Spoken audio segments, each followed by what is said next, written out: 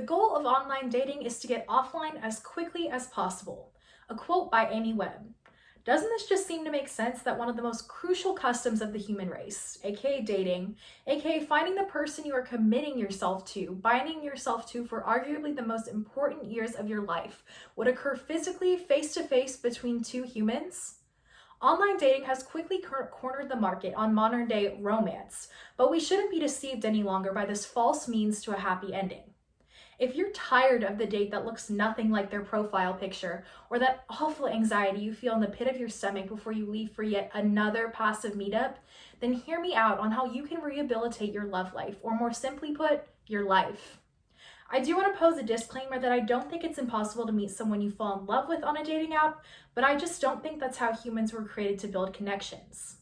Dating apps and sites are creating false narratives of love and completely circumnavigating the natural order of relationship building. There is just no intimacy nor affection that comes with moving your fingers across a keyboard. It's detached and passionless. Similarly, looking at your partner through a pixelated window doesn't help to forge the connection and trust that come with physically being in the presence of your partner. TheGuardian.com says that a hug from a close friend produces feel-good hormones in the brain like serotonin, dopamine, and oxytocin, which help boost the immune system and ward off illness. Not only that, but the act of physical touch and togetherness also helps us accurately communicate emotions like gratitude, love, and sympathy.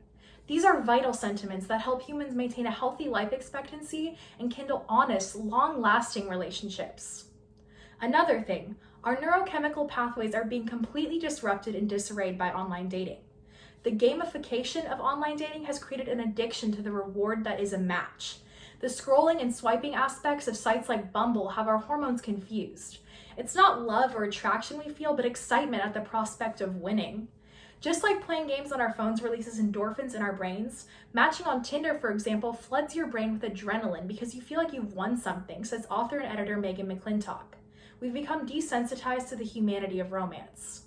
In the same way, the overabundance of people and profiles available to us via online dating is making people seem dispensable, says Rewire.org.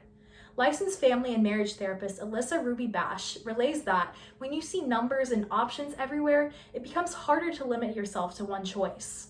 This is a concept referred to as the paradox of choice. People are becoming less and less satisfied with their partners, dates, choices, whatever you want to call them, when using dating apps because they're constantly wondering if they picked the best candidate. The reason why I think so many people are fixed to online dating despite its many concerns is because of the fear of not meeting the one. There has to be that productivity, that knowing in the back of your head that you are actively making progress with finding a potential partner, because otherwise you're just watching life pass you by, right? Wrong. The purpose of life isn't to find your person.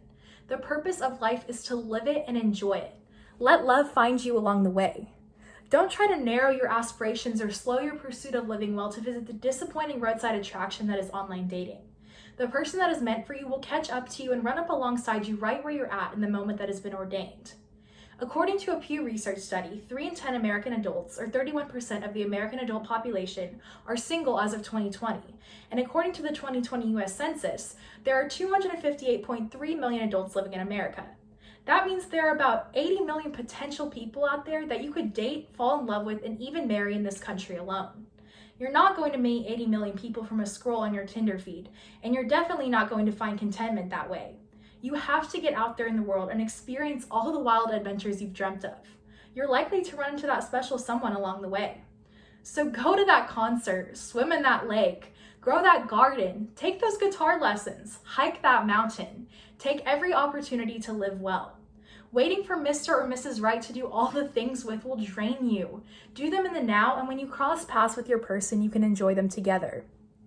And when you do meet that special someone, don't you want that experience of meeting each other's eyes across the room or accidentally bumping into each other and striking up a conversation that has you just floating on air, having that unexpected and distinct memory of the moment that everything changed, the moment your lives intertwined to become one? You'll have a meet-cute story to tell for generations. Genuine and organic connections, or as many like to call them, meet-cutes, still happen.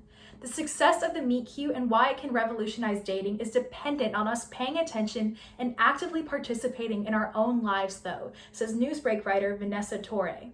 We have to raise our eyes from our screens to take part in the world and the people around us. It's not just wishful or naive to let fate bring you and your person together, but it's the act of trusting that life will push you in the direction you need to go, rather than you trying to force your life in a direction that has not been designed for you. And your initial connection will be more relaxed and easygoing, believe it or not, this way. With no anxious expectation of hitting it off like you would in an organized meetup, the interaction is more likely to flourish organically, says Mike author Lauren Leibowitz. You'll get a better idea of this potential partner's personality and your natural compatibility. Online dating is taking the romance out of love by steamrolling the natural process of human connection and marketing a false gamified version of love. It's time we put fate back in the driver's seat and go with the flow of living our lives, letting the love that's meant for us find us along the way. Don't let virtual culture take away your right to a beautiful and organic love. You deserve to have the meet cute of your dreams without expectation or calculated protocol. Let's step forward into the future by returning to the roots of our past: passion, togetherness, and tangible connection. This is what love and dreams are really made of. Thank you.